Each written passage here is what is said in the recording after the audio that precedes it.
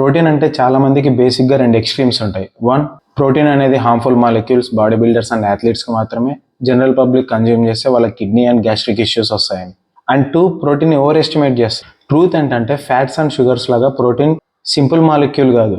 Protein అనేది different amino యాసిడ్స్తో form అయి ఉంటుంది, ఒక జిగ్జా పజిల్ లాగా. ప్రోటీన్ అనేది ఒక పజిల్ లాంటి మల్టిపుల్ అమైనో యాసిడ్స్తో తయారై ఉంటుంది.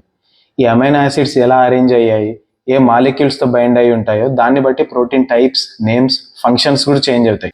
ప్రోటీన్ అనేది చాలా ఫ్లెక్సిబుల్, వాటర్, మినరల్స్తో ఈజీగా ఇంటరాక్ట్ అవుతాయి. అందుకే హ్యూమన్ బాడీ లాంటి కాంప్లెక్స్ స్ట్రక్చర్ బిల్డ్ చేయడానికి protein perfect base. Brick and cement లాగా మన బాడీ మెయిన్గా వాటర్, ప్రోటీన్, లిపిడ్స్, మినరల్స్తో తయారై ఉంటాయి. Hair, skin, nails, organs, kidneys, muscles, connective tissues అన్ని కూడా ఎక్కువ పార్ట్ ప్రోటీన్తో ఫామ్ అయి ఉంటాయి. అంటే ఈ రా మెటీరియల్స్ని మనం డైట్ ద్వారా ప్రొవైడ్ చేయకుంటే హ్యూమన్ బాడీ ఎలా సర్వైవ్ అవుతుంది?